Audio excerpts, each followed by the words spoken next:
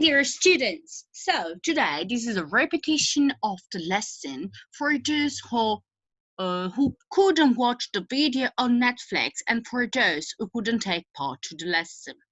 We have been talking about predictions again, and today we are still predicting. Now, can you remember this person here? We studied at the beginning of the year. We talked about him during our live lesson. You have told me his name is Nostradamus, and you have given me some of his predictions. Some of you said he predicted the Great Fire of London. Then you say that he predicted the rise of Hitler. He predicted the atomic bomb. He predicted the Black Death, the plague as well. And at last, but not least, he predicted the World War II and the Twin Towers. The 9/11, let's say. Now, these were all predictions done by his talent. But in the past, we also used other ways to predict stuff. The Romans studied the flights and cries of birds, how the birds were flying and how the birds were crying. Not crying like hoo hoo hoo, but crying like wow, wow. The Chinese used oracle bones. They used to break the bones and read what was coming out. The Russians were using chickens to read the future. And in China again, they were counting and checking the position of the moles on people's face to predict the future of people. Today, we are predicting and making it in a bit like guessing. I want to know from you, and we did together, how many maize beans are here? Some of you said 200, some of you said 1000, some of you said 800. After that, we checked your average and it came out to be around, if I'm not wrong, 890. Don't forget this. Your average prediction was 890 maize beans. Let's put it here. Now, why did I want to do this prediction? Let's see. Let's check the average and we say then the real number. After we did the average, we discovered what the real number of the maize beans was. And as I wrote here, there were 1,321 maize beans. And yes, as you asked me, did you count them all? Yes, I counted them all. Now, do you want to know what this experiment is about? Check the video. Get your video comprehension file ready to answer. Here we are. Support from viewers like you makes this program possible. Please give to your PBS station. The future unfolds before our eyes, but is it always beyond our grasp?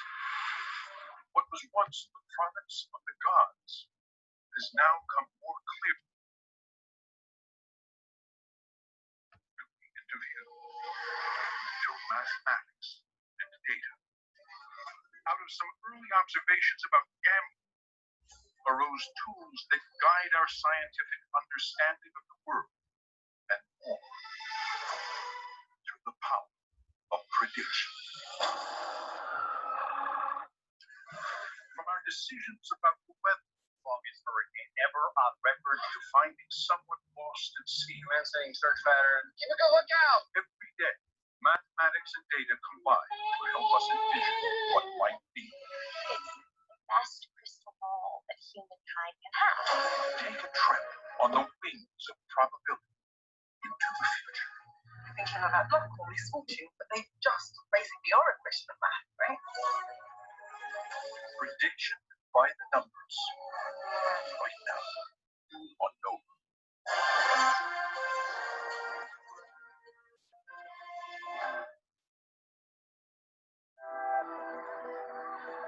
The Orange County Fair, held in Southern California.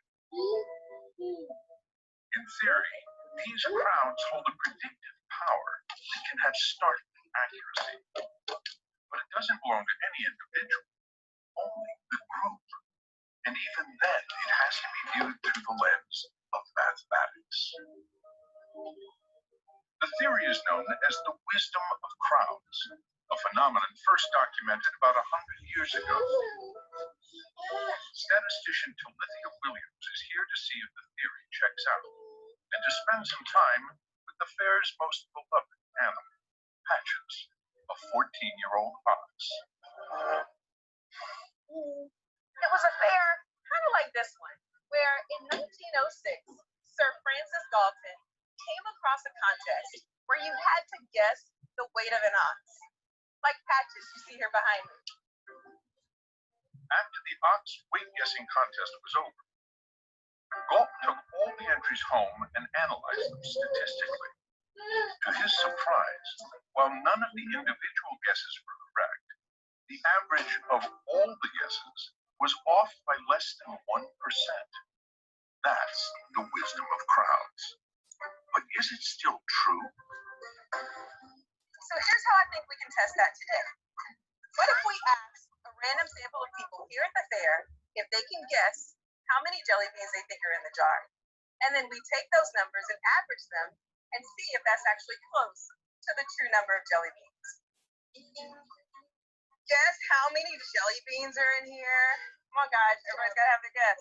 I see your mind churning. 1227. 46. Probably like 925. I think 1,000. So just write your number down. There you go.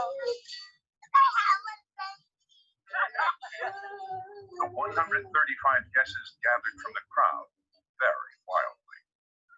The range of our guesses was from the smallest was 183. The largest was 12,000. So you can tell, folks were really guessing. But when we take the average of our guesses, we get 1,522. So the question is, how close is our average to the actual number of jelly beans? Well, now's the moment of truth.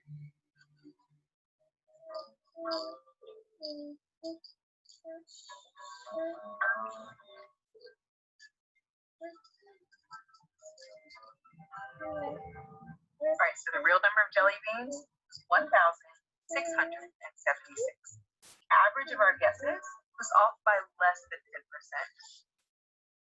So there actually was some wisdom in our crowd. Though off by about 10%, the average of the crowd's estimates was still more accurate than the vast majority of the individual guesses.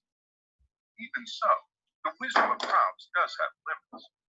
It can be easily undermined by outside influences and tends to work best on questions with clear answers, like a number.